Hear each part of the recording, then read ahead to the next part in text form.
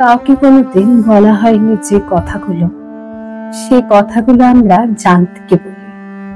পৃথিবীর বাইরের হয়েও পৃথিবীর মানুষগুলোর নিঃস্বার্থ শ্রোতার বুকে আমরা রোজ রোজ যে অভিমান ও কষ্টের পাহাড়গুলো চাপিয়ে দিই, সেগুলো সামলাবার জন্য সে শ্রোতারও সময়ের দরকার হয়, একটা গোটা দিন।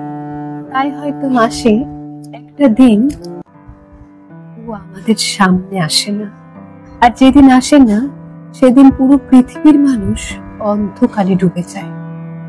মন হালকা করার জন্য তার পাশাপাশি একটা শ্রোতা যে কতটা গুরুত্বপূর্ণ হতে পারে সেটা আমরা বুঝতে পারি। মানুষ শ্রোতা হতে পারে না বলে আমরা এক নির্বাক শ্রোতা পেয়েছি। আমরা তাকেই সব বলি, কাঁদি, হাসি, অভিমান করি, রাগ হলে তাকেই বলি, কিন্তু সবকিছুর শেষেও তার আলোটাই তার হাসি।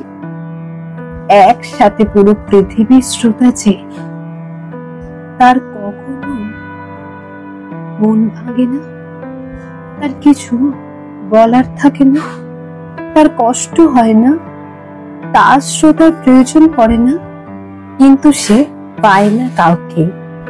সে এক নির্দোষ, নিঃস্বার্থ, শ্রোতাহীন শ্রোতা।